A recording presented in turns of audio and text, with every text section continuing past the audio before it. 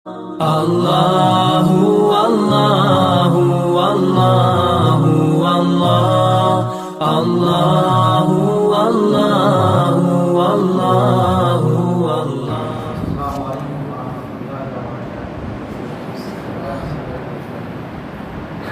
إن الحمد لله نحمده ونستعينه ونستغفره ونعوذ بالله من شرور أنفسنا ومن سيئات أعمالنا. من يهده الله فلا مضل له ومن يضلل فلا هادي له. وأشهد أن لا إله إلا الله وحده لا شريك له وأشهد أن محمدا عبده ورسوله. يا أيها الذين آمنوا اتقوا الله حق تقاته ولا تموتن إلا وأنتم مسلمون. يا أيها الناس اتقوا ربكم الذي خلقكم من نفس واحدة وخلق منها زوجها وبث منهما رجالا كثيرا ونساء واتقوا الله الذي تساءلون به والأرحام إن الله كان عليكم رقيبا. يا أيها الذين آمنوا اتقوا الله وقولوا قولا سديدا يصلح لكم أعمالكم ويغفر لكم ذنوبكم ومن يطع الله ورسوله فقد فاز فوزا عظيما. أما بعد فإن خير الحديث كتاب الله وخير الهدي هدي محمد صلى الله عليه وسلم وشر الأمور محدثاتها وكل محدثة بدعة وكل بدعة ضلالة وكل ضلالة في النار.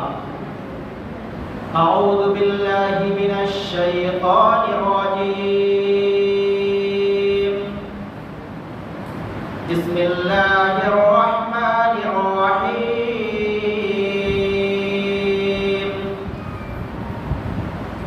وما آتاكم الرسول فخذوه وما نهاكم عنه فانتهوا واتقوا الله إن الله شديد العقاب.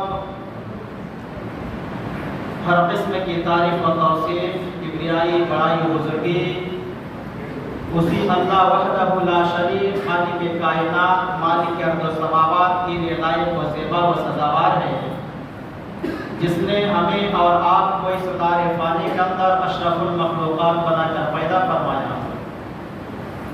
بعدہ انگنت لاقادات اور بے شمار درود و سلام نازل ہو جیو تمام انبیاء علیہ السلام، اور بالخصوص اس سلسلہ نبوت کی آخری کڑی محمد آخر الزمان صلی اللہ علیہ وآلہ وبارک وسلم پر، جو ذات مبارکہ مطہرہ مقدسہ جسے اللہ رب العالمین نے خاتم النبیین سید المرسلین رحمت للعالمین اور شفیع المذنبین کے لقب سے ملقب فرمایا. برادران اسلام اور پردہ نشین خواتین اسلام، آج کے اس ہفتے واری پروگرام میں مجھے جس عنوان کے تحت گفتگو کرنے کا موقع ملا ہے اور جس عنوان کے تحت لب کشائی کرنے کا شرف بخشا گیا ہے وہ ہے بدعات کو پہچانے. یقیناً اس سے پہلے آپ حضرات فضیلت الشیخ حافظ عامر مرحبا صاحب حفظہ اللہ سے بڑے ہی اچھے انداز میں احتساب نفس پر قرآن و احادیث اور اسلام کے فہم کے مطابق وعظ سماعت فرما رہے تھے. دنیا کے اندر بہت سارے کرائم ہیں، بہت سارے جرائم ہیں. ہم اور آپ دن رات ایسے ایسے گناہیں کرتے ہیں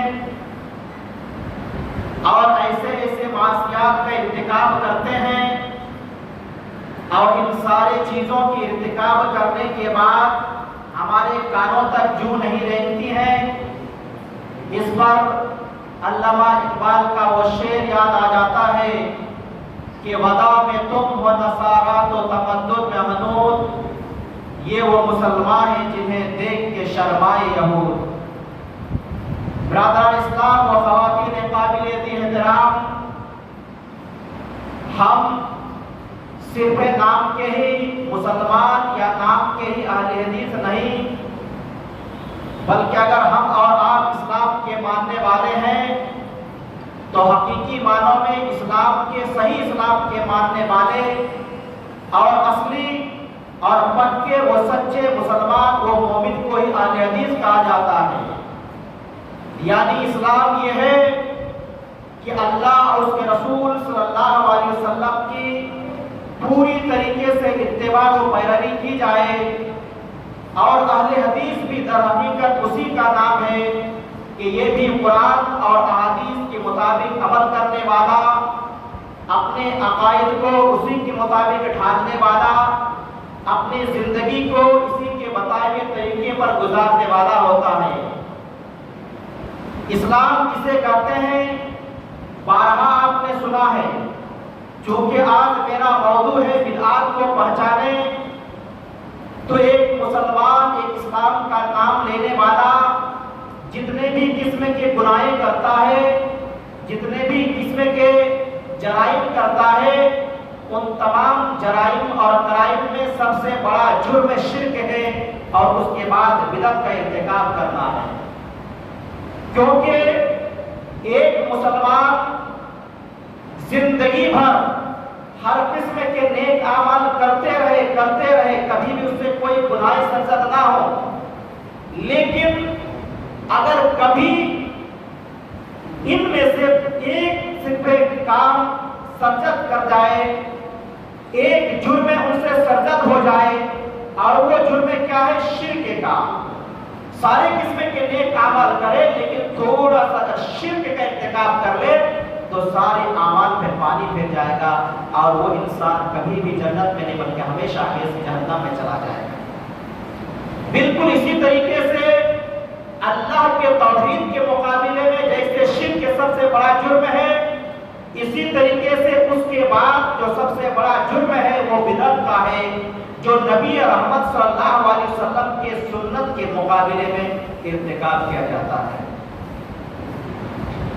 بدعت ایک ایسا جرم ہے جس کے کرنے کے بعد ہمارے کسی بھی قسم کے فرائض و نوافل اور کوئی بھی عبادات قبول نہیں ہوتے ہیں، سب کے سب مردود ہو جاتے ہیں۔ اللہ رب العالمین سارے اعمال کو برباد کر دیتا ہے۔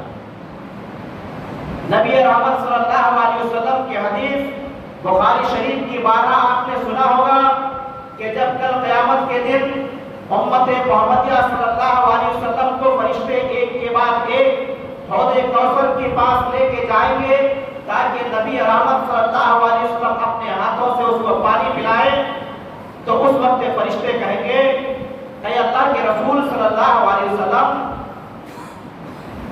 ان لوگوں میں سے کچھ لوگ ایسے ہیں جو آپ کے جانے کے بعد، دنیا سے وفات پا جانے کے بعد، آپ کے دنیا سے رخصت ہونے کے بعد انہوں نے دین کے اندر نئی چیزیں نکال لی تھی۔ چنانچہ احادیث کے الفاظ یہ ہیں کہ جب لوگ حوض کوثر کا پانی پینے کے لیے آئیں گے تو کچھ فرشتے کچھ لوگوں کو پکڑ کر کے حوض کوثر سے دور لے جائیں گے۔ نبی رحمت صلی اللہ علیہ وسلم کہیں گے اے فرشتوں، یہ تو میری امت کے لوگ نظر آ رہے ہیں، کیونکہ یہ لوگ نماز پڑھے ہوں گے، آدائے وضو چمک رہے ہیں ان کے، یہ جو وضو کر کے نماز پڑھ رہے تھے اس کی وجہ سے ان کے آدائے وضو چمک رہے ہیں، پہچانا میری امت کے لوگ ہیں، ان کو آنے دو۔ تو فرشتے کہیں گے آپ کے جانے کے بعد انہوں نے بہت ساری نئی چیزیں نکال لی تھی۔ نبی رحمت صلی اللہ علیہ وسلم فرمائیں گے سوکن لمن غیر بادی، ایسے لوگوں کو دور کیا جائے، دوری ہو جنہوں نے میرے بعد دین کے اندر تبدیلی کر دی تھی، جنہوں نے اس کو بدل دیا تھا اور بدل کر کے اعمال کیا تھا۔ میرے بھائیوں، نبی رحمت صلی اللہ علیہ وسلم کی ایک حدیث بدعتی کے تعلق سے یہ بھی ہے کہ اگر کوئی بدعتی کسی راستے سے آ رہا ہے تو اس کے لیے اس راستے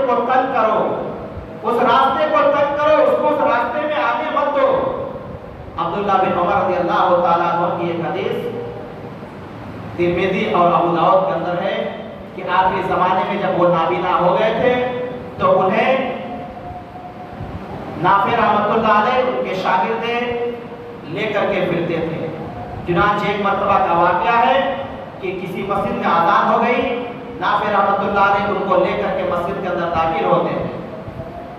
جیسے ہی نماز کے لیے مسجد کے اندر داخل ہوئے، اب وہ اس انتظار میں ہے کہ نماز قائم ہوگی، نماز کھڑی ہوگی، اتنے میں مؤذن نے دوبارہ نماز کے واسطے پکارا، جس طریقے سے آج کل بھی آپ بہت سارے مساجد میں سنتے ہوں گے، فجر کے وقت نماز کے واسطے اذان دی جاتی ہے، بعد میں پھر پکارا کرتے ہیں، آؤ بھائی 15 منٹ ہے، 10 منٹ ہے، 5 منٹ ہے، الصلاۃ خیر من النوم کہہ کر کے۔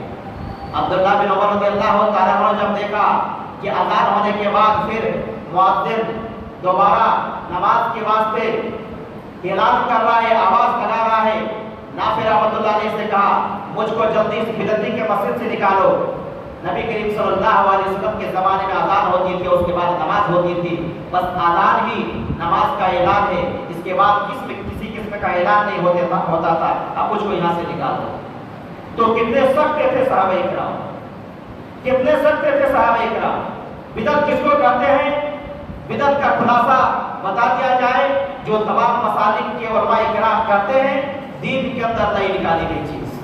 تو یہ تو سب مانتے ہیں کہ دین کے اندر نئی نکالی ہوئی چیز کو بدعت کہتے ہیں، لیکن بدعت کے اندر گنجائش رکھ دی، اور آج بدعت کو سرے سے ختم نہیں کر دیا گیا، کیونکہ آج ان علماء اکرام نے جو لوگ بدعت کا ارتکاب کرتے ہیں، کہتے ہیں بدعت کی 2 قسمیں ہیں، بدعت حسنہ اور بدعت سیئہ، اچھی بدعت اور بری بدعت۔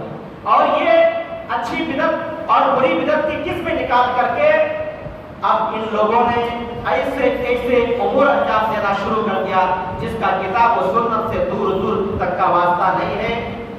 اب چونکہ وہ لوگ کہتے ہیں کہ یہ اچھی بدعت ہے، ہم نماز پڑھ رہے ہیں، کوئی غلط کام کر رہے ہیں، ہم کسی دن اگر اہتمام کر کے روزہ رکھ رہے ہیں تو یہ کون سی غلط بات ہے، ہم اگر قرآن کی تلاوت کر رہے ہیں، ہم اگر نماز کے اندر سورہ فاتحہ پڑھ رہے ہیں اور 100 مرتبہ یا 400 مرتبہ 500 مرتبہ سورہ اخلاص کی تلاوت کر رہے ہیں، فلاں طریقہ اپنائے ہوئے ہیں، تو اس میں غلط کیا چیز ہے؟ قرآن پڑھنا غلط تو نہیں، نماز پڑھنا غلط تو نہیں، روزہ رکھنا غلط تو نہیں، صدقہ و خیرات کرنا غلط تو نہیں، ذکر و اذکار کرنا غلط تو نہیں، سلام پڑھنا غلط تو نہیں، نبی رحمت صلی اللہ علیہ وسلم کے اوپر درود بھیجنا غلط تو نہیں۔ یہ اچھی چیز ہے، اگرچہ نبی کریم صلی اللہ علیہ وسلم کے زمانے میں نہیں ہوتی تھی، لیکن چونکہ یہ ایک اچھا عمل ہے، دین اسلام کا ہی کام ہے، اس واسطے یہ ہم کام کر سکتے ہیں، اور اس کے واسطے وہ لوگ بہت سارے دلائل پیش کرنے کی کوشش کرتے ہیں۔ آج میں آپ لوگوں کو چوکنا کرنے کے لیے، آپ لوگوں کو ہوشیار کرنے کے واسطے ہی یہ ٹاپک لے کر کے کھڑا ہوا ہوں، تاکہ آپ لوگ سوئی پوائزن سے بچیں، جو بالکل نبی رحمت صلی اللہ علیہ وسلم نے جیسے شرک کے بارے میں کہا تھا کہ ہلکی شرک سے بھی بچو، جس کی حرکت اور جو اس طریقے سے تمہارے اندر سرایت کر جاتا ہے، جس طریقے سے اندھیری رات میں کالے پتھر پر کالی چیونٹی کی حرکت ہوتی ہے کہ وہ جب چلتی ہے تو پتہ ہی نہیں چلتا ہے، کیونکہ ایک تو رات اندھیری ہے، پھر پتھر کالا ہے، پھر چھوٹی سی کالی چیونٹی ہے، اس کی حرکت تو کون دیکھ سکتا ہے؟ وہ آرام سے چلتے جاتا ہے، ہم کو پتہ ہی نہیں چلتا، وہ شعور نہیں رہتا ہے، ان کے حرکات و سکنات کے بارے میں ایسے ہی شرک کی سرایت کر جاتا ہے، پتہ نہیں چلتا ہے۔ میرے بھائیوں، اسی قسم کا آج بدعت اور خرافات نے جنم لے لیا ہے۔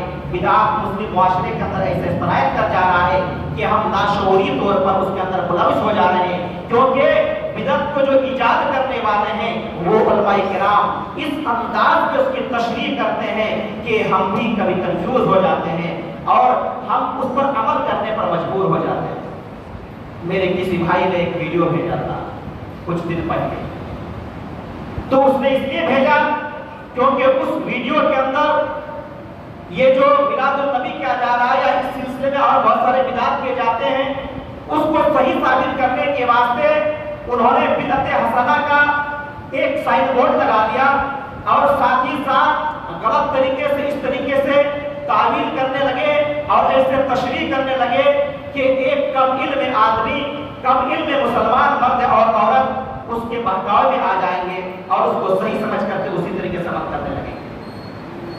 اس نے سب سے پہلی بات یہ کہی کہ بھائی ہم یہ جو بھی عمل کر رہے ہیں وہ غلط کیسے ہے؟ تم لوگ جو غلط کرتے ہو غلط کیسے ہے؟ کیا قرآن میں منع ہے اس کے بارے میں؟ ہرگز نہیں۔ کیا حدیث میں اس کے بارے میں منع ہے؟ نہیں، بالکل نہیں۔ کیا صحابہ کرام نے منع کیا ہے؟ ہرگز نہیں۔ پھر کہتے ہیں کہ جب قرآن میں منع نہیں، حدیث رسول صلی اللہ علیہ وسلم میں منع نہیں، جب صحابہ کرام نے منع نہیں کیا تو پھر تم لوگ منع کیوں کرتے ہو؟ اور پھر اس کو صحیح ثابت کرنے کے لیے وہ کہتے ہیں حقیقی معنوں میں اسلام 4 چیزوں پر مشتمل ہے۔ اسلام 4 چیزوں پر مشتمل ہے۔ کیا کیا ہے؟ نمبر 1، جو حضور صلی اللہ علیہ وسلم نے فرمایا وہ اسلام ہے۔ ہم کہتے ہیں الحمدللہ یہ اسلام ہے۔ حضور صلی اللہ علیہ وسلم نے جو چیز ہمیں حکم دیا ہے وہ اسلام ہے، اس پر عمل کرنا چاہیے۔ نمبر 2 میں بتاتے ہیں یہ جو حضور صلی اللہ علیہ وسلم نے کیا ہے وہ بھی اسلام ہے۔ ہم کہتے ہیں الحمدللہ بالکل آپ صحیح فرما رہے ہیں، یہ بھی اسلام ہے۔ نمبر 3 میں کہتے ہیں جس سے حضور صلی اللہ علیہ وسلم نے منع کر دیا یہ بھی اسلام ہے۔ ہم کہتے ہیں الحمدللہ یہ بھی آپ بالکل صحیح کہہ رہے ہیں کہ جس سے حضور صلی اللہ علیہ وسلم نے منع کر دیا وہ بھی اسلام ہے، اس سے ہم کو رک جانا چاہیے۔ کیوں؟ اس لیے یہ اللہ سبحانہ و تعالیٰ نے سورۃ الحشر سورہ نمبر 59 کے آیت نمبر 7 میں ارشاد فرمایا وَمَا آتَاكُمُ الرَّسُولُ فَخُذُوهُ وَمَا نَهَاكُمْ عَنْهُ فَانْتَهُوا وَاتَّقُوا اللَّهَ إِنَّ اللَّهَ شَدِيدُ الْعِقَابِ۔ جو رسول تم کو دے اس کو لے دو اور جس سے رسول تمہیں روکے اس سے رک جاؤ۔ تو رسول صلی اللہ علیہ وسلم نے جس سے منع کیا ہے وہ بھی اسلام ہے۔ الحمدللہ قرآن سے یہ بھی ثابت ہے۔ اور آگے اللہ نے فرمایا اللہ سے ڈرو، اللہ رب العالمین سخت سزا دینے والا ہے۔ لیکن چوتھی بات انہوں نے کہی کہ نمبر 4 جس سے نبی صلی اللہ علیہ وسلم نے منع نہیں کیا وہ بھی اسلام ہے۔ ہم کہتے ہیں یہی بدعت کا چور دروازہ ہے اور اسلام کی غلط تشریح ہے۔ جس چیز کو نبی صلی اللہ علیہ وسلم نے نہیں کیا ہے وہ بھی اسلام ہے، لیکن اس کا تعلق یہ ہے کہ وہ بھی کام نہ کیا جائے۔ جس سے نبی صلی اللہ علیہ وسلم نے منع کیا وہ بھی نہیں کرنے کا ہے، اور جو کام نبی صلی اللہ علیہ وسلم نے نہیں کیا ہے وہ بھی نہیں کرنے کا ہے۔ آپ کہتے ہیں منع نہیں کیا ہے تو یہ جائز ہے، ہم کر سکتے ہیں۔ میں یہ کہتا ہوں یہ آپ کا عقل ہے، یہ ابلیسی طریقہ ہے جو ابلیس نے اللہ اور اس کے رسول صلی اللہ کے فرمان کے سامنے اپنے عقل و دماغ کو لگا کر کے آدم علیہ السلام کو سجدہ کرنے سے منع کر دیا تھا۔ آپ بھی ویسے ہی کر رہے ہیں۔ نبی رحمت صلی اللہ علیہ وسلم کی اس کے بارے میں حدیث ہے، چنانچہ صحیح بخاری حدیث نمبر 2997 اس میں امام بخاری رحمۃ اللہ علیہ نبی صلی اللہ علیہ وسلم کی ایک حدیث بیان فرماتے ہیں کہ آپ صلی اللہ علیہ وسلم نے ارشاد فرمایا من احدث فی امرنا ھذا ما لیس فیہ فہو رد۔ جس نے ہمارے اس دین میں کوئی نئی چیز ایجاد کی جو اس میں نہیں ہے تو وہ مردود ہے۔ اسی طریقے سے صحیح بخاری کی کتاب البیوع اور صحیح مسلم کی حدیث نمبر 4492 کے اندر عائشہ رضی اللہ تعالیٰ عنہ بیان فرماتی ہے کہ نبی صلی اللہ علیہ وسلم نے ارشاد فرمایا من عمل عملا لیس علیہ امرنا فہو رد۔ جس نے کوئی ایسا عمل کیا، جس نے کوئی ایسا کام کیا جس کے بارے میں ہم نے حکم نہیں دیا ہے تو وہ مردود ہے۔ تو نبی صلی اللہ علیہ وسلم فرماتے ہیں کہ جو کام ہم نے نہیں کیا ہے وہ بھی تمہیں نہیں کرنے کا ہے۔ کر رہے ہو تم تو آخر وجہ کیا ہے کرنے؟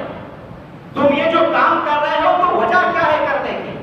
اللہ تعالیٰ جو دے نبی وہ لے دو، جس سے روکے اس سے رک جا۔ اور نبی صلی اللہ علیہ وسلم کہتے ہیں کہ جو ہم نے کیا نہیں وہ بھی مت کرو، وہ کیے تو وہ بھی مردود ہے۔ اسی کو آگے چل کے نبی رحمت صلی اللہ علیہ وسلم بیان فرماتے ہیں اور کہتے ہیں کہ قرآن میں منع نہیں کیا گیا۔ ارے جو بھی کام کیے جا رہے ہیں کس نام سے کیے جاتے ہیں؟ اسلام کے نام پہ، کیونکہ کہتے ہیں اسلام 4 چیزوں پر مشتمل ہے۔ تو اسلام کس کو کہتے ہیں؟ اسلام اللہ کا دین ہے۔ اور سورۃ الشورى سورہ نمبر 42 کا آیت نمبر 13 میں اللہ رب العالمین نے بیان فرمایا کہ یہ جو دین ہے اس کو اللہ رب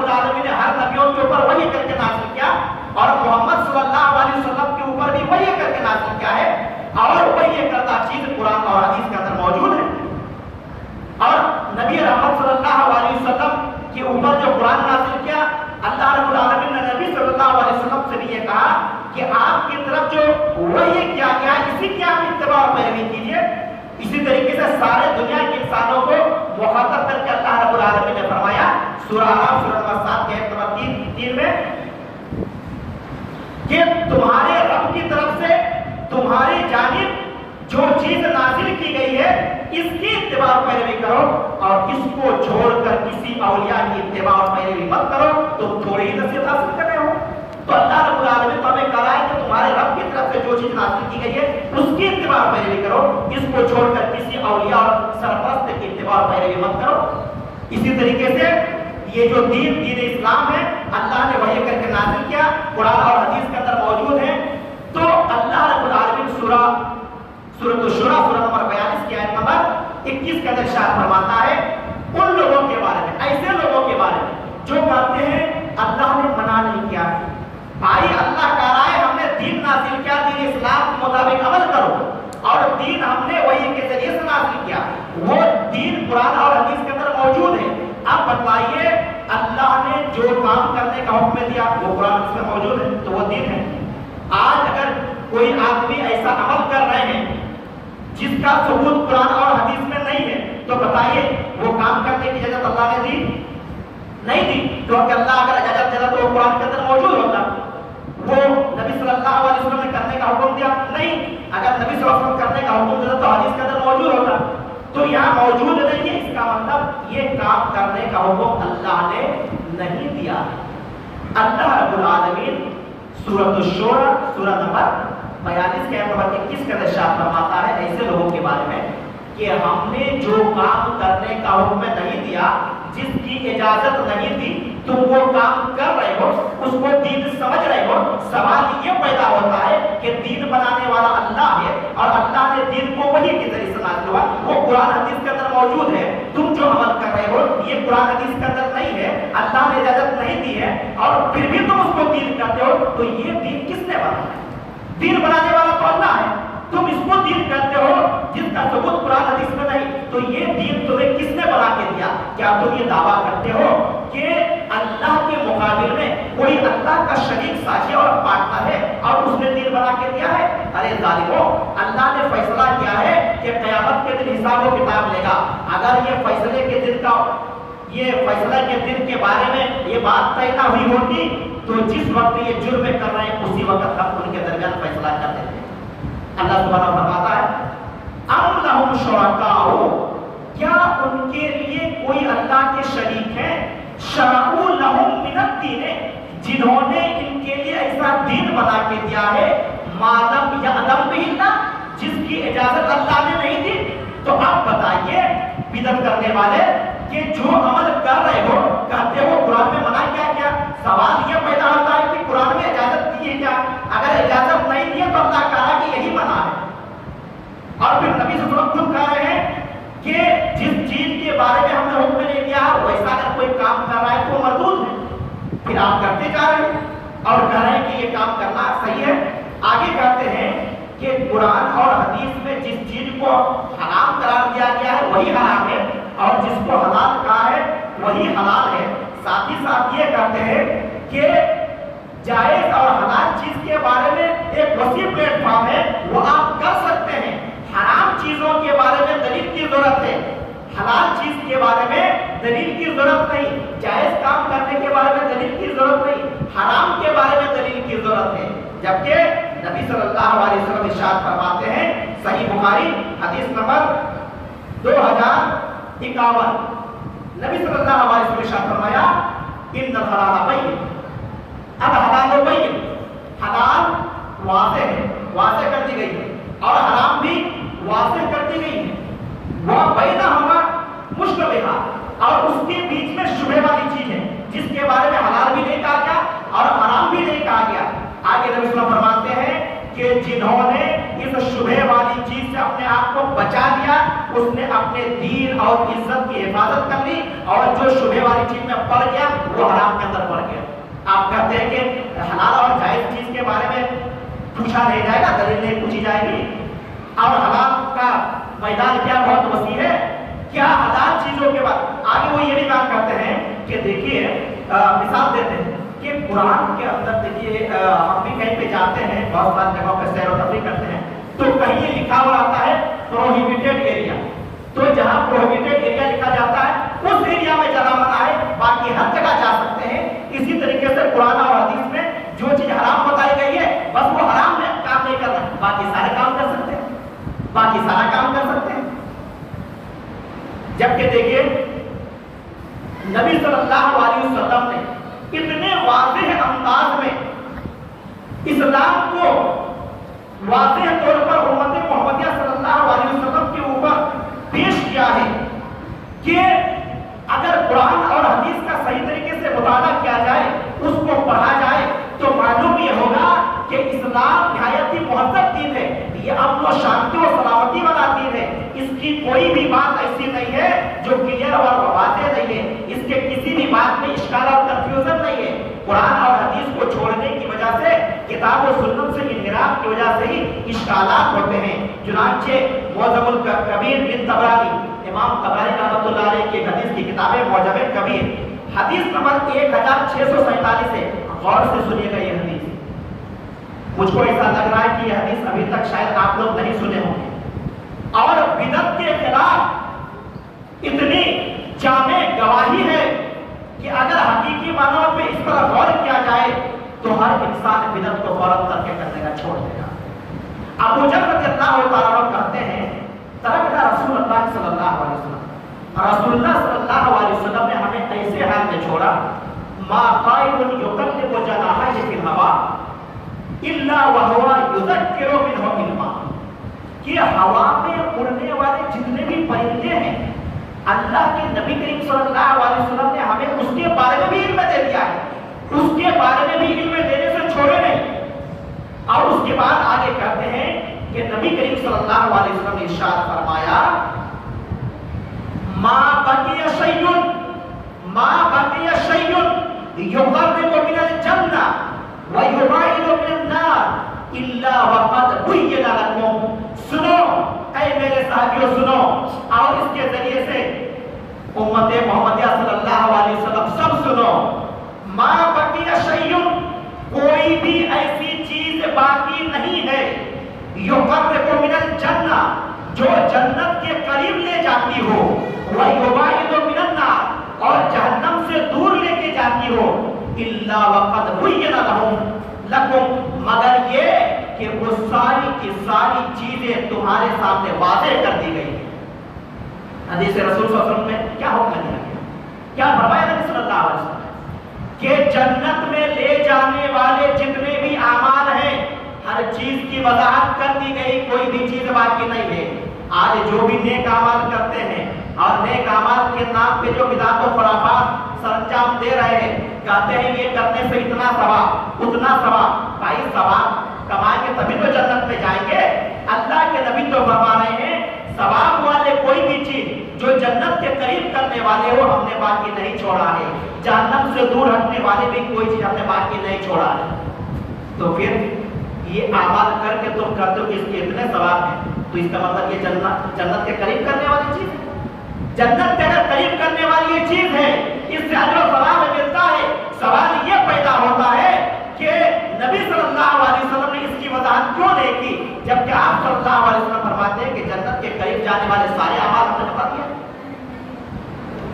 اسی طریقے سے دیکھیے آگے بیان کرتے ہیں کہ جائز چیزوں کی لمبی فہرست ہے. اگر ساری جائز چیزیں بتا دی جاتی تو یہ جو 30 پارہ قرآن ہے نا, 30 پارہ نہیں 30,000 پاروں میں بھی یہ باتیں سمٹ کر کے نہیں آتی. اس کا مطلب کہ یہ جو نیکیاں ہیں جائز اور حلال چیزیں اللہ رب العالمین نے ان چیزوں کو ظاہر نہیں کیا. ارے اللہ رب العالمین اور اس کے رسول صلی اللہ علیہ وسلم نے ہر چیز کو واضح طور پر بیان کر دیا, ساتھ میں اصول بیان کر دیے. وہ اصول کیا ہے؟ اصول یہ ہے کہ اللہ اور اس کے رسول صلی اللہ علیہ وسلم کی اطاعت اور فرما برداری کرو. جو رسول بتائے اس کو لے لو, اور جس سے منع کرے اس سے رک جاؤ, اور جو نبی صلی اللہ علیہ وسلم نے نہیں کیا ہے وہ بھی کرو. تم یہ कहते हो कि इस चीज से मनाने क्या है, मैं ये कहता हूँ हर रकात में 3 मरतबा सजदे करो। 3 मरतबा सजदे करोगे? नहीं करोगे। क्यों नहीं करोगे? नबी सल्लल्लाहु अलैहि वसल्लम ने मना किया, कुरान में मना है, हदीस में मना है। अच्छा चलो हर रकात में तशहुद पढ़ो, क्योंकि दरूद शरीफ और सलाम का तो बहुत ज्यादा रिवाज कर दिया है आपने। हर जगह दरूद शरीफ, हर जगह क्या है, सलाम करते। दरूद शरीफ पढ़ना और सलाम पढ़ना गलत है क्या? तो मैं कहता हूँ गलत नहीं है। आप हर रकात में अत्तहियात पढ़िए और उसमें दरूद और सलाम पढ़िए। कहीं मना किया अल्लाह उसके रसूल ने? मना नहीं किया, फिर क्यों नहीं करते? सब कहेंगे कि नहीं, नबी सल्लल्लाहु अलैहि वसल्लम ने ये तरीका नहीं अपनाया, नबी सल्लल्लाहु अलैहि वसल्लम का ये तरीका नहीं है, नबी सल्लल्लाहु अलैहि वसल्लम ने ये काम नहीं किया। जो नबी सल्लल्लाहु अलैहि वसल्लम ने करने का हुक्म दिया वो करने का। मेरे भाइयों, चूंकि वक्त बहुत कम है, मैं मुख्तसरन चंद दलाइल उनके बयान कर रहा और उसकी वजाहत करने की कोशिश कर रहा हूँ कि अक्सर ये लोग ये कहा करते हैं कि ये जो बिदात है ना, ये बिदअत हसना है और हम जो भी काम कर रहे हैं ये नेक समझ करके कर रहे हैं, तो इस वास्ते कर सकते हैं। उसके लिए सबसे पहली दलील दी जाती है कि नबी करीम सल्लल्लाहु अलैहि वसल्लम ने 3 दिन तरावी की नमाज पढ़ी। उमर रज़ियल्लाहु ताला ने पूरे महीना नमाज पढ़वाया और वहीं से ये तरीका जारी और सारी हो गया। और जब ये इसकी शुरुआत की तो उमर रज़ियल्लाहु ताला ने उसमें ये भी कहा, नेमत बिदअत हादिही, कि ये कितनी अच्छी बिदअत है। पहली बात ये है कि बिदअत की जो तारीफ है या किसी भी चीज की तारीफ हम और आप अपने तरफ से नहीं कर सकते। बिदअत लुग़वी और इस्तिलाही है और हर चीज के लुग़वी और इस्तिलाही माना होता है। बिदअत उसको कहते हैं जो नबी सल्लल्लाहु अलैहि वसल्लम ने न किया हो या नबी करीम सल्लल्लाहु अलैहि वसल्लम के मौजूदगी में किसी ने न किया हो। आप सौसों के मौजूदगी में किसी ने किया हो, नबी सल्लल्लाहु देख करके खामोश रहे, इसका मतलब नबी सल्लल्लाहु उसको जारी और सारी किया। तरावी का जहाँ तक मामला है, अबू दाऊद था, ये देखिए, मुस्लिम और बुखारी वगैरह के हदीस को आप टटोलिए, उसको पढ़िए, तो हदीस की किताबों के अंदर आयशा रज़ियल्लाहु ताला अन्हा की रिवायत से मौजूद है कि नबी करीम सल्लल्लाहु अलैहि वसल्लम के ज़माने में लोग मुतफर्रिक जमात बना करके तरावी की नमाज पढ़ रहे थे। अलग अलग जमातें बना करके जमातें हो रही थी, तरावी की नमाज भी पढ़ रहे थे सहाबाए किराम और जमात से भी पढ़ रहे थे, पूरे महीना जमात से भी पढ़े, लेकिन एक जमात में नहीं बल्कि अलग अलग जमातों में पढ़ रहे थे। तो नबी सल्लल्लाहु अलैहि वसल्लम ने आयशा रज़ियल्लाहु ताला अन्हा से कहा कि मेरे वास्ते आज हसीर बिछा दो। चुनांचे नबी सल्लल्लाहु अलैहि वसल्लम ने आयशा रज़ियल्लाहु ताला ने हसीर बिछा दिया। नबी सल्लल्लाहु अलैहि वसल्लम ने एक रात नमाज पढ़ी, सहाबाए किराम पीछे आके सब लोगों ने पढ़ी। जो 3 दिन का जिक्र किया जाता है, फिर दूसरे दिन पढ़े, फिर तीसरे दिन पढ़े, चौथे दिन नबी करीम सल्लल्लाहु अलैहि वसल्लम नहीं निकले। वजह नबी करीम सल्लल्लाहु अलैहि वसल्लम ने ये नहीं बताई कि जमात से नमाज पढ़ना गलत है, बल्कि नबी सल्लल्लाहु अलैहि वसल्लम ये बयान फरमा रहे हैं कि मुझे तुम लोगों का जमा होने का इल्म हुआ, लेकिन तुम्हारा हिर्स देख करके मैं रुक गया। कहीं ऐसा ना हो कि अगर इसी तरीके से मैं पढ़ते रहूं, तुम लोग भी मेरे साथ पढ़ते रहो, तुम्हारे हिर्स को देखकर अल्लाह अगर फर्द कर दे तो बाद वालों के ऊपर परेशानी हो जाएगी। तो इसी फर्द के खदशा के डर से मैं नहीं निकला। जब नबी करीम सल्लल्लाहु अलैहि वसल्लम का ज़माना गुजर गया, अबू बकर सिद्दीक़ रज़ियल्लाहु अन्हु का ज़माना गुजर गया, अब ये वही का वक्त नहीं है, फर्द होने का कोई वक्त नहीं है। उमर बिन खत्ताब रज़ियल्लाहु ताला ने देखा कि फर्द होने का कोई तो खदशा नहीं है। नबी करीम सल्लल्लाहु अलैहि वसल्लम ने भी 3 दिन पढ़ी, ना निकलने की वजह जमात से ना पढ़ना नहीं बताया, बल्कि फर्द होने का। अब फर्द का खदशा खत्म तो सबको एक जमात में कर दिया। और साथ ही साथ उस हदीस के अंदर 3 दिन के बाद जो रुक गए उसमें इसका भी तज़किरा है। फिर सहाबाए किराम रुक गए और सहाबाए किराम का ऐसे ही मामूल हो गया, यानी लोग मुतफर्रिक पढ़ रहे थे, कहीं 2-4, कहीं 5-6, कहीं 8-10, इस तरीके से सहाबाए किराम जमात के साथ पढ़ रहे थे। तो जमात के साथ नबी करीम सल्लल्लाहु अलैहि वसल्लम के जमाने में नमाज पढ़ने का सबूत मिलता, पहली बात। लेकिन पूरे महीने में एक इमाम के पीछे का जवाब नहीं था, इसीलिए उमर बिन खत्ताब रज़ियल्लाहु ताला ने लोग भी बात यहाँ पे कही कि ये कितना अच्छा तरीका है, क्योंकि बिदअत का मना तरीका भी होता तो ये कितना अच्छा तरीका है, वो बिदअत नहीं है। दूसरी बात नबी करीम सल्लल्लाहु अलैहि वसल्लम ने इरशाद फरमाया कि देखो तुम लोगों में से जो भी आदमी मेरे बाद जिंदा रहोगे, ये अबू दाऊद, तिरमिजी और इब्ने माजा के अंदर है, इब्ने माजा की हदीस नंबर 42 और 43 है। नबी सल्लल्लाहु अलैहि वसल्लम इरशाद फरमाते हैं कि तुम लोगों में से जो भी मेरे बाद जिंदा रहेगा बहुत ही ज्यादा इख्तिलाफात देखेगा, तो इस इख्तिलाफात के वक्त तुम लोग मेरी सुन्नत और मेरे खुलफाए राशिदीन की सुन्नत पर अमल करना, उसको मजबूती के साथ पकड़े रहना और दीन के अंदर नई निकाली चीज से बचना, क्योंकि नई निकाली चीज बिदत है, बिदत गुमराही है, गुमराही जहन्नम में ले जाने वाली है। मालूम इस हदीस से ये हुआ कि बिदत जो खुलफाए राशिदीन जो अमल कर रहे हैं वो बिदत, नबी सल्लल्लाहु अलैहि वसल्लम ने उसको बिदत नहीं कहा है, बल्कि वो तो सुन्नत है, नबी के सुन्नत पर अमल करने के लिए कहा और खुलफाए राशिदीन की सुन्नत पर भी अमल करने के लिए कहा। ये लोग कहते हैं कि अबू बकर सिद्दीक रज़ी अल्लाह तआला ने कुरान को जमा किया जबकि नबी के ज़माने में नहीं था, तो ये भी बिदअत है, ये भी बिदअत है सना। नहीं मेरे भाई, खुलफाए राशिदीन की सुन्नत पर अमल करने के लिए कहा, ये अबू बकर सिद्दीक रज़ी अल्लाह तआला की सुन्नत है। अगर आप इसे बिदअत हसना कर रहे हैं तो ये आपकी दिमाग इस तरीके से कर रही है, अल्लाह उसके रसूल सल्लल्लाहु अलैहि वसल्लम की तालीम और उसकी तारीफ नहीं है। इसी तरीके से वो कहते हैं कि एक मसला ये भी लेके आते हैं कि कुरान के अंदर जेर जबर नहीं था ना, आज जेर जबर आ गया, जेर जबर बाद में निकाला गया, तो बगैर जेर जबर के कुरान कोई पढ़ सकता है? आप पढ़ते हैं हम कुरान की पहली आयत के पहला जो कलेमा अलहम्द, आप बताइए बगैर जेर जबर के कोई पढ़े? जब अलहम्द पढ़ते हैं तो अलीफ लाम जबर अल हामिम जबर हम दाल पेश, तो अलहम्द पढ़ रहे हैं, जेर जबर के साथ पढ़ रहे हैं, जेर जबर के साथ बगैर उसके पढ़ ही नहीं सकते हैं। जेर जबर के साथ अल्लाह ने कलाम नाजिल किया, अल्लाह ने कलाम नाजिल किया जिब्रील अलैहिस्सलाम को, जिब्रील अलैहिस्सलाम के ऊपर वही नाजिल की। तो अल्लाह रब्बुल आलमीन ने जो कलाम जिब्रील अलैहिस्सलाम को बताया, जिब्रील अलैहिस्सलाम ने उसी तरीके से वही नबी सल्लल्लाहु अलैहि वसल्लम को बताया, फिर नबी करीम सल्लल्लाहु अलैहि वसल्लम ने वही सहाबाए किराम को बताया, सहाबाए किराम ने उसको लिखा, लिखते वक्त वो लोग चूंकि अहले ज़बान है, बगैर जेर ज़बर के भी वो समझ सकते हैं, इसलिए उन्होंने बगैर जेर ज़बर के लिखा।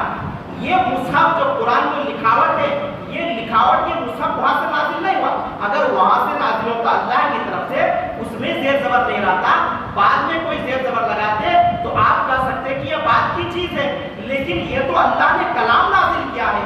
अब सहाबा ने लिखा था बगैर जेर ज़बर के समझ सकते थे, तो इसलिए उसने लिखा होता। बाद के अजमी लोगों के लोग बगैर जेर ज़बर के नहीं पढ़ सकते, इसीलिए हज्जाज बिन यूसुफ ने जेर ज़बर और इराम लगवाए ताकि अजमी लोग भी उसको ऐसे ही पढ़ सकें। क्या जिस वक्त नबी सल्लल्लाहु अलैहि वसल्लम कुरान को पढ़ रहे थे, आज जेर ज़बर वाले जो पढ़ रहे हैं, दोनों में फ़र्क है, दोनों के तलफ़्फ़ुज़ में फ़र्क है, दोनों के माना में फ़र्क है, दोनों के जवाब में फ़र्क है। कल भी एक हर्फ का 10 नेकी मिल रहा था, आज भी अलहम्दो पढ़ेंगे तो अलहम्दो में 5 हर्फ है, आज भी उतने ही मिलेंगे, 5 के 50 मिलेंगे। तो ये जेर ज़बर वाली भी चीज़ ये बिदअत नहीं है, बिदअत नहीं है। इस तरीके से और एक चीज़ बयान करते हैं सुन्नत हसना के ताल्लुक से कि नबी सल्लल्लाहु अलैहि वसल्लम ने फरमाया, मन सन्ना फिल इस्लाम सुन्नतन हसनतन, जिसने इस्लाम में कोई अच्छी सुन्नत को ईजाद किया तो उसको उसके बराबर सवाब है, और उसके बाद जो लोग अमल करेंगे उनका भी सवाब इसको मिलेगा। तो कहते हैं देखिए सुन्नत हसना है, दर हकीकत ये एक लंबी हदीस है, लंबी हदीस है ये मुस्लिम शरीफ की, उसके अंदर इस चीज़ का तज़किरा किया गया है कि ये जो सुन्नत के बारे में, सुन्नत हसना के बारे में है, ये साबितशुदा, जो साबितशुदा सुन्नत उसके बारे में है। एक कबीला जो निहायत गरीब के फाका कशी के शिकार थे, वो आए ज़ियारत के बाद, नबी सल्लल्लाहु अलैहि वसल्लम ने उसकी फाका कशी को देखा तो नबी करीम सल्लल्लाहु अलैहि वसल्लम अंदर से बिल्कुल समझे कि पूरा हिल गए। नबी सल्लल्लाहु अलैहि वसल्लम ने सहाबाए किराम को जमा किया और सदका तो खैरात करने के लिए कहा। कुछ लोग थोड़ा ला रहे हैं, कुछ लोग कुछ ला रहे हैं, कोई 1 दिरहम, कोई 1 दिनार, कोई 1 खजूर, ऐसे ही ला रहे हैं। इस वक्त एक सहाबी को सदका करना नबी सल्लल्लाहु अलैहि वसल्लम के मौजूदगी में हो रहा है, सदका करने का हुक्म दिया है नबी सल्लल्लाहु अलैहि वसल्लम ने, एक दूसरे की मदद करने के लिए कहा, ज़रूरियात को पूरा करने के लिए, ये तो हदीस है, हदीस है। यहाँ पे भी सब सदका दे रहे हैं, लेकिन वकील नहीं बोल सकते, अपने हैसियत के हिसाब से दे रहे हैं, लेकिन उस वक्त एक सहाबी इतने बड़े थैले में लेके आए कि हाथ से उसको सही तरीके से पकड़ भी नहीं सक रहे थे। अब जब उतना लेकर के आए तो उनकी देखा देखिए दूसरे लोग भी ज्यादा आ रहे थे, यहाँ तक के ढेर हो, खजूर वगैरह का, इसका उसका सदका वगैरह का ढेर लग गया। तो नबी सल्लल्लाहु अलैहि वसल्लम ने उस वक्त ये चीज कही कि कोई अगर अच्छे काम करने में पहल करे, जो सुन्नत से साबित है वो काम करने में पहल करे, इन्होंने ज्यादा लाया, उनकी देखा देखिए दूसरों लोग लाया, तो उसका मतलब ये है। इसी तरीके से एक और हदीस बयान की जाती है کہ مسلمان جس کو اچھا سمجھے اس کو اللہ بھی اچھا سمجھتا ہے، اور جس کو مسلمان برا سمجھے اس کو اللہ بھی برا سمجھتا ہے۔ تو چونکہ یہ مسلمان، ہم لوگ مسلمان ہیں، ہم اچھا سمجھ رہے ہیں، اس لیے یہ سارے بدعت صحیح ہیں۔ در حقیقت یہ بھی بدعت کا چور دروازہ ہے، اور لوگوں ایک قسم کی تحریف ہے، قرآن میں بھی تحریف کرتے ہیں، حدیث میں بھی تحریف کرتے ہیں۔ یہ جو حدیث ہے یہ در حقیقت صحابہ کرام کے بارے میں، چنانچہ بہت ساری حدیث کی کتابوں میں، اس میں ایک ہے فضائل صحابہ، حدیث نمبر 541 لمبی حدیث، پوری حدیث اس طریقے سے ہے کہ راوی بیان کرتے ہیں کہ اللہ رب العالمین نے اپنے سارے بندوں کے دلوں کو دیکھا تو سب سے اچھا دل نبی صلی اللہ علیہ وسلم کا ملا، تو نبی صلی اللہ علیہ وسلم کو اپنے نبوت کے لیے ان کو چن لیا۔ پھر نبی صلی اللہ علیہ وسلم کے بعد اپنے مخلوق کے سارے بندوں کے دلوں کو دیکھا تو صحابہ کرام کے دل سب سے اچھا ان کو لگا، اس لیے ان کو نبی صلی اللہ علیہ وسلم کے وزیر بنا دیا۔ اب اس کے بعد کہہ رہے ہیں مسلمان جس کو اچھا سمجھے وہ اللہ کے نزدیک بھی اچھا ہے، مسلمان جس کو برا سمجھے وہ اللہ کے نزدیک بھی برا ہے۔ اور سارے مسلمانوں نے اس بات پر اتفاق کیا کہ ابو بکر صدیق رضی اللہ تعالی عنہ کو خلیفہ بنایا جائے، لہذا سارے لوگوں نے اس کو خلیفہ بنایا۔ تو یہ حدیث یہ کس کے بارے میں؟ صحابہ کرام کے بارے میں۔ اللہ نے تو کہا ہے صحابہ کے راستے کو اپنا، اللہ کے نبی صلی اللہ علیہ وسلم نے کہا کہ میرے صحابہ کے جو طریقے پر چلیں گے، سنت پر چلیں گے، وہی راہ یاب ہے۔ تو یہ صحابہ کے بارے میں ہے، آپ کو صحابہ کا طریقہ اپنانے کا ہے، غیروں کا طریقہ نہیں۔ اس قسم کے میرے بھائی بہت ساری اور چیزیں ہیں، یہاں ایک حدیث بیان کر کے اپنی باتوں کو ختم کرنے کی کوشش کر رہا ہوں۔ سلسلۃ الاحادیث الصحیحہ کے اندر حدیث نمبر 2735 سے عبداللہ بن عمر رضی اللہ تعالیٰ عنہ بیان فرماتے ہیں، کل بدعت ضلالہ، ہر بدعت گمراہی ہے، وَإِنْ رَأَى النَّاسُ حَسَنًا، اگرچہ لوگ اس کو کتنوں بھی اچھا سمجھیں۔ جی ہاں، مسلمان جس کو اچھا سمجھے وہ اللہ کے نزدیک میں اچھا ہے کہہ کر کے سارے کام کراتے ہیں اور بدعت رواج دے رہے ہیں، یہاں کر رہے ہیں اور بدعت حسنہ نکال دیے ہیں۔ عبداللہ بن عمر رضی اللہ عنہ کہتے ہیں کہ ہر بدعت گمراہی ہے، لوگ کتنوں بھی اچھا سمجھے، لوگوں کے اچھا سمجھنے سے کوئی چیز اچھا نہیں ہو جاتا۔ اور سرسری طور پر چند چیزیں، حدیث صحیح بخاری حدیث نمبر 1968 اور حدیث نمبر 1975، اس طریقے سے 5063، یہ تینوں حدیث میں ایک حدیث میں ہے کہ ابو جوہیبہ رضی اللہ تعالیٰ عنہ کہتے ہیں سلمان فارسی رضی اللہ تعالیٰ عنہ اور ابو درداء رضی اللہ تعالیٰ عنہما کو نبی صلی اللہ علیہ وسلم نے بھائی بنا دیا تھا۔ تو ایک دن سلمان رضی اللہ تعالیٰ عنہ آیا ابو درداء رضی اللہ تعالیٰ عنہ کا، ان کی بیوی کو دیکھا پٹے پرانے اور پراگندہ حال میں دیکھا، کہا کہ یہ کیا ہو گیا بنا کے رکھا ہے؟ کہا کہ اصل میں آپ کے بھائی کو یہ دین سے دنیا سے کوئی مطلب ہی نہیں، انٹرسٹ ہی نہیں۔ کہہ رہے ہیں اسی دوران کیا ہوا کہ ابو درداء بھی آ گئے، تو ابو درداء جب آئے سلمان نے کہا کہ چلو کھانا کھا۔ ابو درداء رضی اللہ تعالیٰ نے کہا کہ میں روزہ سے، کہا کہ جب تک تم نہیں کھاؤ گے میں بھی نہیں کھاؤں۔ مجبور ہو کر اس نے روزہ توڑ دی اور کھانا کھایا۔ رات کا وقت ہوا، ابو درداء رضی اللہ تعالیٰ نماز پڑھنے کے واسطے تہجد کی نماز پڑھنے کے لیے کھڑے ہو گئے۔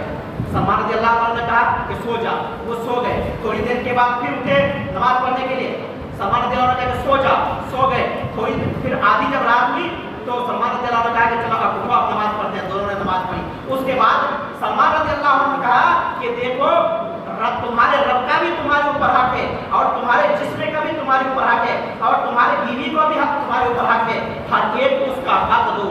صبح ہوئی، نبی صلی اللہ علیہ وسلم سے ابو درداء نے ذکر کیا تو نبی صلی اللہ علیہ وسلم نے کہا سلمان نے بالکل سچ کہا، ہر ایک کا حق ہے۔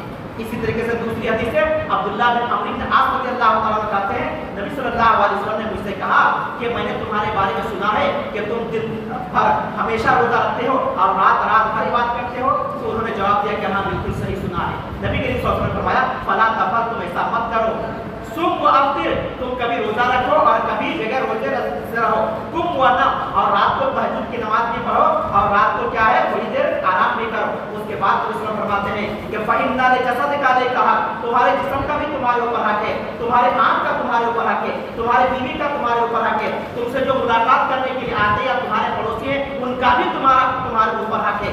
یہ دیکھیں نبی صلی اللہ علیہ وسلم کیسی تعلیم دے رہے ہیں۔ آج بدعت ارتکاب کر کے لوگ کہتے ہیں ہم یہ جو کام کر رہے ہیں غلط کر رہے ہیں، کیا نماز ہی پڑھ رہے ہیں، روزہ ہی رکھ رہے ہیں، سلام پڑھ رہے ہیں، ذکر و اذکار کر رہے ہیں، کیا ابو درداء رضی اللہ تعالیٰ عنہ، کیا عبداللہ بن عمرو بن عاص رضی اللہ تعالیٰ عنہ یہ لوگ روزہ ہی تو رکھ رہے تھے، یہ لوگ نماز ہی تو رات بھر پڑھ رہے تھے، لیکن نبی صلی اللہ اور आखिरी हदीस अनस बिन मालिक रज़ियल्लाहु ताला कहते हैं सही बुखारी हदीस नंबर 5063 कि 3 आदमी नबी करीम सल्लल्लाहु अलैहि वसल्लम के घर में आए। आप सल्लल्लाहु अलैहि वसल्लम की इबादत का तरीका पूछा, नबी सल्लल्लाहु अलैहि वसल्लम के अज़वाज मुतहहरात ने बतला दिया। तो उन तीनों ने कहा कहाँ हमारा हाथ, कहाँ नबी सल्लल्लाहु अलैहि वसल्लम का हाथ? नबी सल्लल्लाहु अलैहि वसल्लम के तो अगले पिछले गुनाह माफ हो गए। एक ने उस वक्त कहा कि मैं हमेशा रात भर इबादत करूंगा, कभी भी रात को सोऊंगा नहीं। दूसरे ने कहा कि मैं कभी भी दिन को खाना नहीं खाऊंगा, डेली रोजा रखूंगा। और एक ने कहा मैं औरत से दूर रहूंगा, शादी ही नहीं करूंगा, सिर्फ अल्लाह अल्लाह करूंगा।